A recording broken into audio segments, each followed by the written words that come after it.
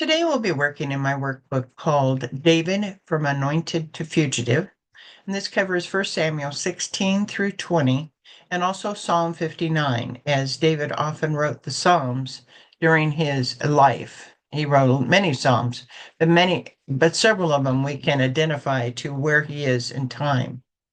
So, looking at the table of contents, we've completed already the first two chapters.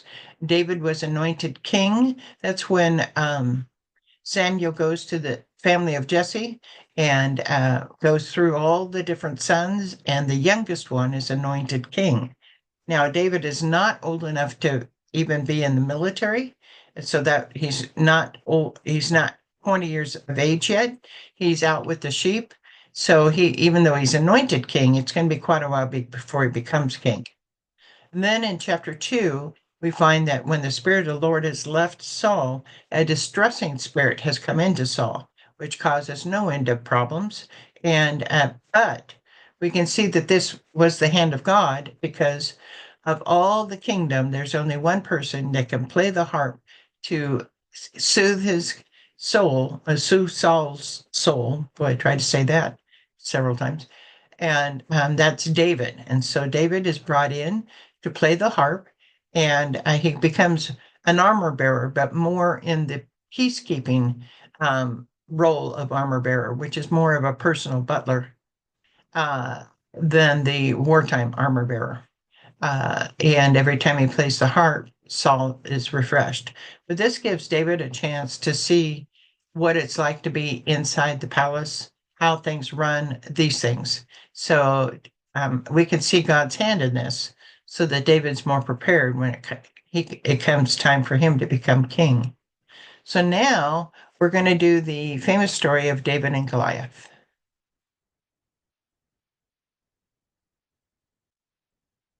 David and Goliath, 1 Samuel 17, 1 through 58. Now the Philistines gathered their armies together to battle, and were gathered at Soko, which belongs to Judah. They encamped between Soko and Azekah in Ephes Dammim. And Saul and the men of Israel were gathered together, and they camped in the valley Elah, and drew up in battle array against the Philistines. The Philistines stood on a mountain on one side, and Israel stood on a mountain on the other side, with a valley between them. So, looking at the map here, we see the 5 cities of the Philistine Confederation. They're no longer just on the coastline. There's some interior, and then the Valley of Elah. Yeah, you see the river there. So Saul and his family were, let's see. So there are mountains on either side, and I'm just trying to think. Oh, camped between Esaka and Soka. Okay, so cool. Okay, okay. On the map below right, circle the Philistine army position. Okay, so circle.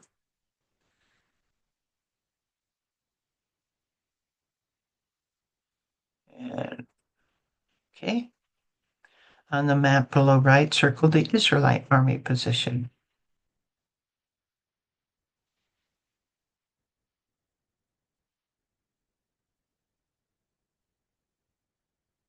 The Philistines stood on the mountain on one side, and the Israel stood on the mountain on the other side, with a valley between them. Okay. As a champion went out from the camp of the Philistines, named Goliath, from Gath, whose height was 6 cubits and a span, he had a bronze helmet on his head, and he was armed with a coat of mail. And the weight of the coat was 5,000 shekels of bronze. And he had bronze armor on his legs and a bronze javelin between his shoulder. Now the staff of his spear was like a weaver's beam, and his iron spearhead weighed 600 shekels, and a shield bearer went before him. 6 cubits and a span would equal 9 feet 9 inches. 5,000 shekels of bronze would equal 75 pounds. 600 shekels would equal 15 pounds. What was the name of the champion from the Philistines? Goliath. How tall would Goliath be using our measurements? 9 feet 9 inches tall. What armor and weapons did he have? He had a bronze helmet. He had a coat of mail. He had bronze armor and bronze javelin. He had a spear, and he had a shield bearer. I don't know why a man like that would need a shield bearer, but there you go. Then he stood and cried out to the armies of Israel and said to them, why have you come out to line up for battle? Am I not a Philistine, and you the servants of Saul? Choose a man for yourselves and let him come down to me. If he is able to fight with me and kill me, then we will be your servants. But if I prevail against him and kill him, then you shall be our servants and serve us. And the Philistine said, I defy the armies of Israel this day. Give me a man that we may fight together. When Saul and all Israel heard these words of the Philistine, they were dismayed and greatly afraid. What would be the reward if Goliath killed an Israelite, a servant of Saul? Then all the Israelites become servants of the Philistines. What would be the reward if an Israelite killed Goliath? Then all the Philistines would be servants of the Israelites. What is the benefits of only two men fighting and the result would decide the battle? That there wouldn't be more people killed. That's what I believe. Why do you think that the Philistines decided to fight the battle this way instead of everybody fighting? Because they figured Goliath could not lose, and why lose other men if Goliath couldn't lose and have this happen rather than lose a bunch of men? Now, David was the son of the Ephrathite of Bethlehem, Judah, whose name was Jesse, who had 8 sons, and the man was old, advanced in years in the days of Saul. The three oldest sons of Jesse had gone to follow Saul in battle, so that means that they were all over 20 years of age. The names of his 3 sons who went to battle were Eliab, the firstborn, next to him Abinadab, and third Shammah. David was the youngest, and the 3 oldest followed Saul. But David occasionally went and returned from Saul to feed his father's sheep at Bethlehem. Definition of an Ephrathite. Clan member Ephrathah that centered around the town of Bethlehem. This clan was part of the Judah tribe.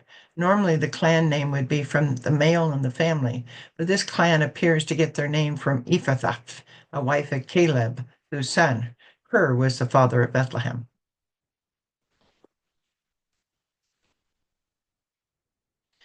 Anyway, what are the names of Jesse's 3 older sons?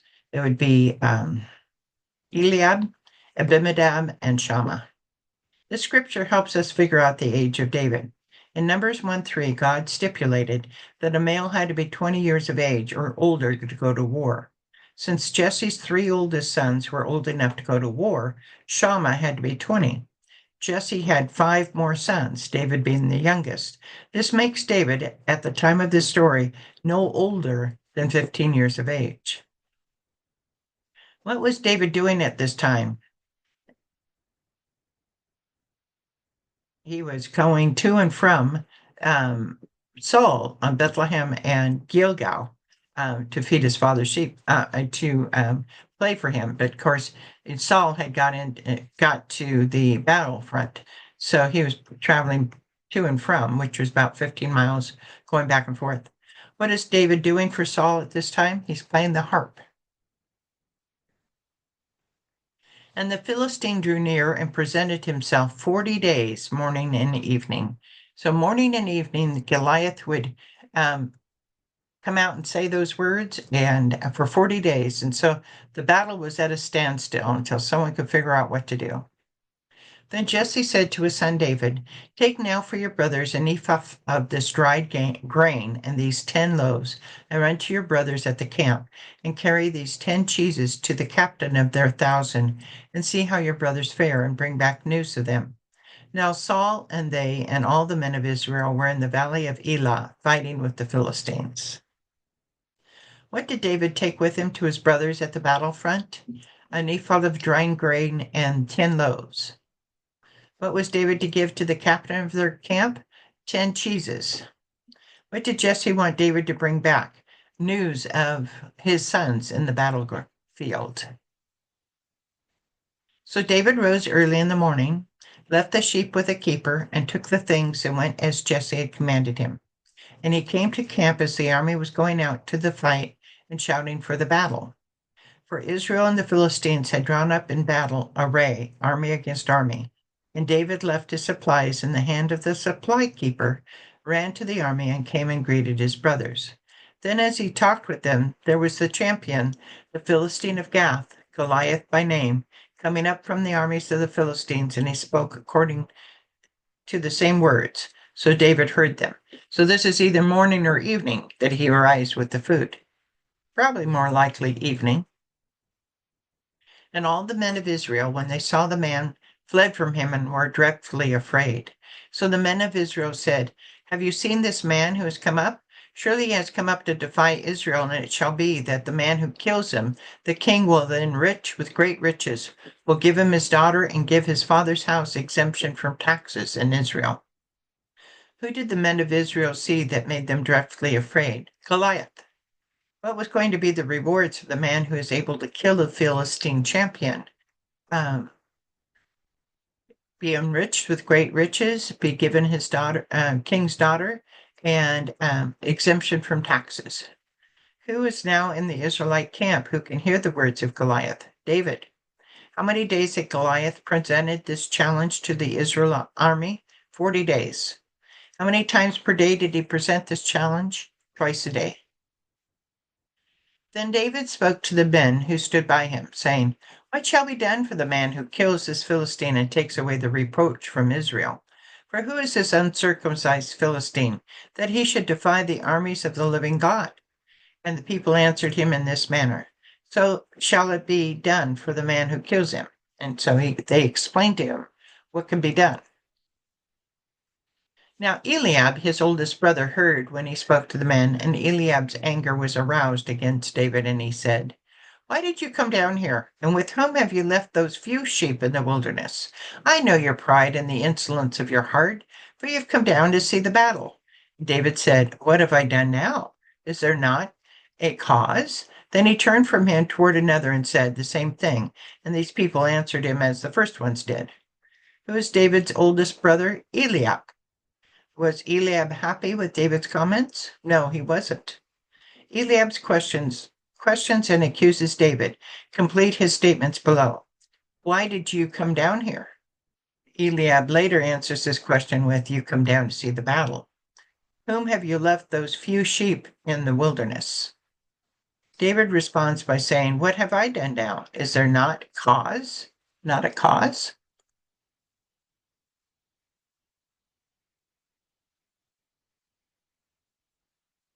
Now when the words which David spoke were heard, they were reported to Saul, and he sent for him. Then David said to Saul, Let no man's heart fail because of him.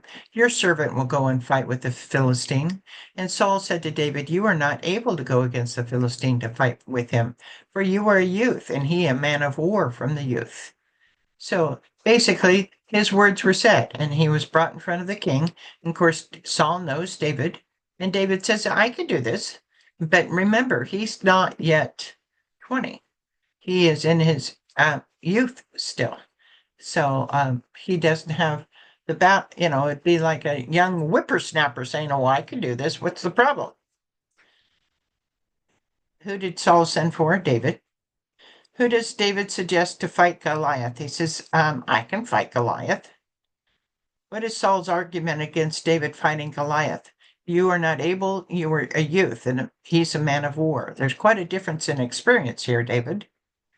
Is King Saul's argument against David logical? Yes. Why? Because David has had no experience, and yet Goliath has plenty of experience. Is David afraid of fighting Goliath? No. Why? Because he has the Lord in him, the Spirit of the Lord in him. But David said to Saul, Your servant used to keep his father's sheep, and when a lion or bear came and took a lamb out of the flock, I went out after it and struck it and delivered the lamb from its mouth. When it rose against me, I caught it by its beard and struck and killed it. Your servant has killed both lion and bear. This uncircumcised Philistine would be like one of them, seeing he has defied the armies of the living God. Moreover, David said, "The Lord, who delivered me from the paw of the lion and from the paw of the bear, he will deliver me from the hand of the Philistine." What two animals did David kill while he was tending the sheep? The lion and the bear.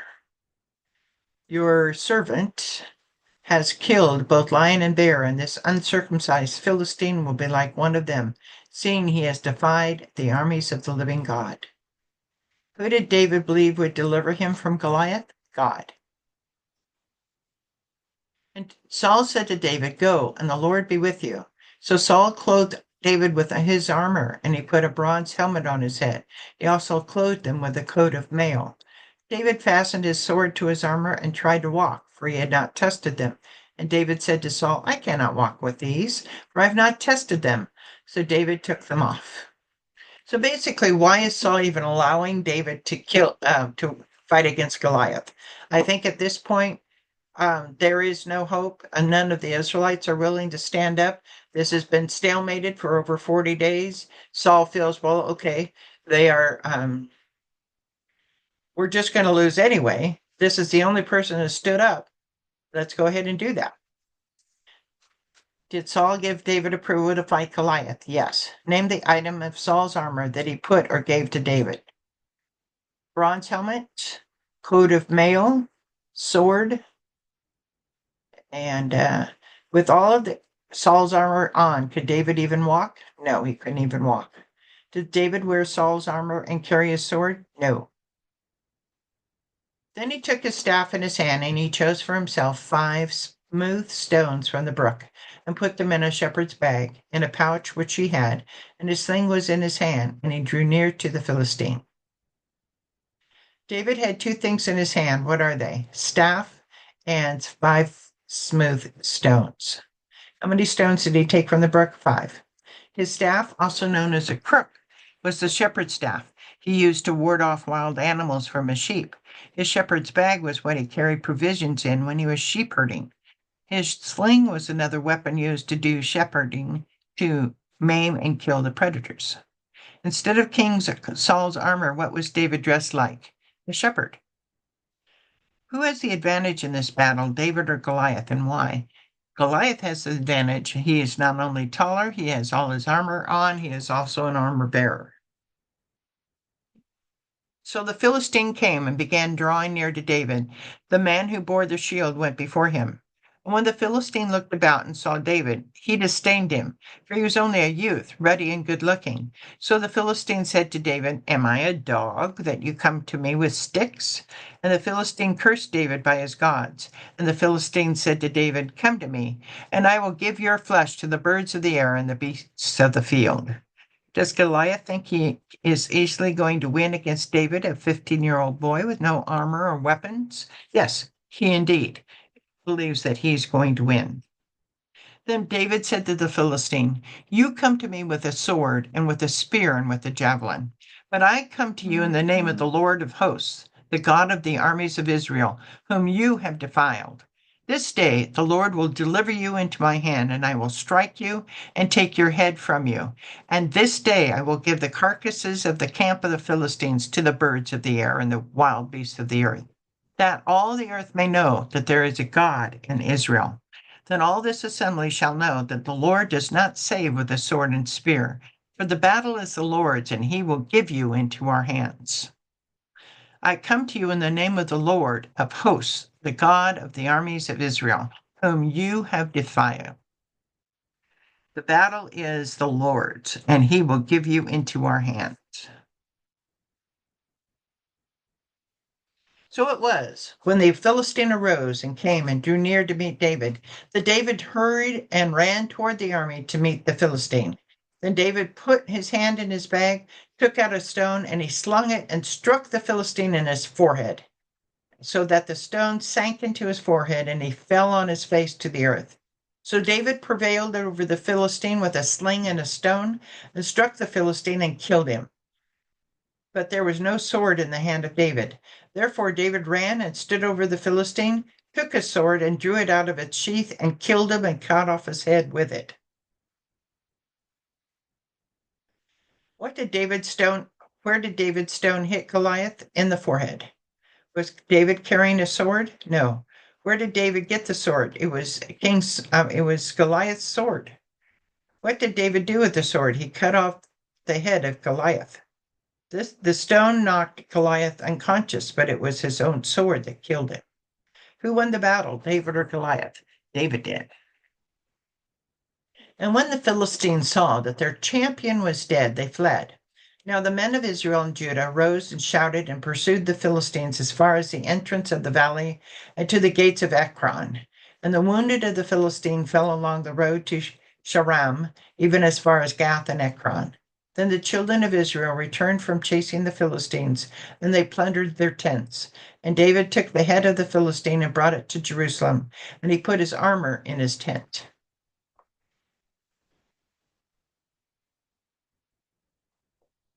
Where did the Israelites pursue the Philistines to? Um, as far as the entrance of the valley and to the gates of Ekron.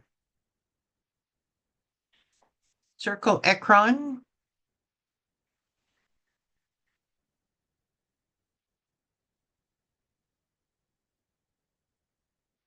Circle Gath, circle Jerusalem. Okay, Gath.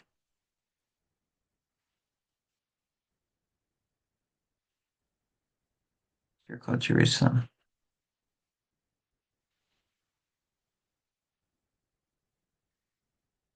The wounded of the Philistines fell along the road as far as Gath and Ekron. Where did David take the head to? He took the head of the Philistine and brought it to Jerusalem. He brings it there later. He brings it to the king first, actually. When Saul saw David going out against the Philistine, he said to Abner, the commander of the army, Abner, whose son is this youth? And Abner said, As your soul lives, O king, I do not know. So the king said, Inquire whose son this young man is. Then as David returned from the slaughter of the Philistine, Abner took him and brought him before Saul with the head of the Philistine in his hand. And Saul said to him, Whose son are you, young man? So David answered, I am the son of your servant Jesse the Bethlehemite. What is the reward again of killing Goliath? The reward again of killing Goliath was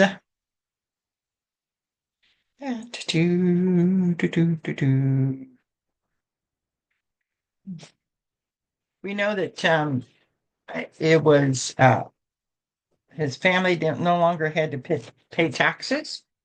See. Okay, the king would enrich him with great riches. The king would give him his daughter, and the father's house would be exempt from taxes. So that's the end of this chapter. So let's go ahead and do the crossword. Number 2 across. Where did David bring the head of Goliath? To Jerusalem. He will eventually do that, actually. It said that he does that, but truthfully, he won't do it until he sees Saul, and on it goes. Number 4, how many days did Goliath present himself to the Israelites? 40. Number 6, what valley was between the Philistines and the Israelites for the battle? That would be the valley of Elam. Who was the champion of the Philistines? Number 7, be Goliath. 1 down. Jesse had David carry 10 of them to the captain of David's brother's troop. Cheese. 3, who is the commander of Saul's army? Abner. 4, when David slung a stone at Goliath, where did it hit? Forehead. And 5, was David the oldest, middle, or youngest son of Jesse? Youngest. And that's the end of this chapter. I hope you enjoyed it. Have a great day.